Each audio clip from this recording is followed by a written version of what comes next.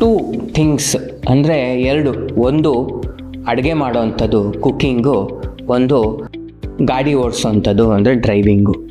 ಇವೆರಡು most of the cognitive functions ಅಂದರೆ brain ಫಂಕ್ಷನ್ಸ್ನ use ಮಾಡಿಕೊಂಡು ಮಾಡ್ತಿರ್ತೀವಿ. ಸೊ ಇದೆರಡನ್ನ ನಾವು ಅಂದಾಜಾಗಿ ಯೂಸ್ ಮಾಡ್ಕೋಬೋದು. ಬಟ್ ಇವೆರಡು ಎಲ್ಲ ಭಾಗದ ಬ್ರೈನ್ನ ಯೂಸ್ ಮಾಡುತ್ತೆ, ಆದ್ದರಿಂದ ಇದನ್ನು ಯೂಸ್ ಮಾಡ್ಕೋಬೋದು. ಇವಾಗ ಕುಕ್ಕಿಂಗ್ ಅಂದ ತಕ್ಷಣ ಉಪ್ಪು ಹಾಕದೆ ಮ್ಯಾಗಿ ಮಾಡೋಕ್ಕೆ ಬರುತ್ತೆ ಅಥವಾ ರೈಸ್ ಇಡ್ತೀನಿ, ಅದಲ್ಲ.